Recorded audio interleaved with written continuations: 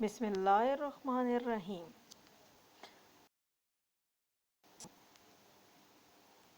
آج ہم جو نظم پڑھنے کے لیے جا رہے ہیں اس کا نام ہے تھوڑا تھوڑا مل کر بہت ہو جاتا ہے۔ اس کے شاعر کا نام ہے اسماعیل میٹھی۔ مولوی اسماعیل میٹھی کا شمار جدید اردو ادب کے اہم ترین شعراء میں ہوتا ہے۔ مولوی اسماعیل میٹھی 12 نومبر 1844 کو پیدا ہوئے اور 73 سال کی عمر میں 1 نومبر 1917 کو انہوں نے وفات پائی۔ مولانا نے 50 سے زیادہ نظمیں لکھی ہیں جو صرف بچوں کے لیے ہیں۔ ان میں سے کچھ ایسی ہیں جن کا انہوں نے انگریزی اور فارسی شاعری سے ترجمہ کیا ہے۔ انہوں نے بچوں کے لیے اردو میں بہت سی درسی کتابیں تحریر کی ہیں۔ ان درسی کتابوں کے زیادہ تر مضامین اور نظمیں، حکایات اور کہانیاں خود اسماعیل میٹھی نے تصنیف کی ہیں۔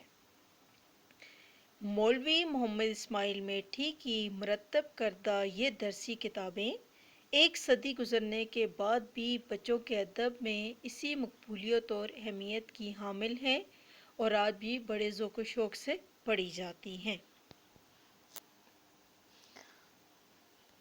بنایا ہے چڑیوں نے جو گھونسلہ، سو ایک ایک تنکا اکٹھا کیا۔ گیا ایک ہی بار سورج نہ ڈوب، مگر رفتہ رفتہ ہوا ہے غروب۔ برستا جو می موسلا دھار ہے،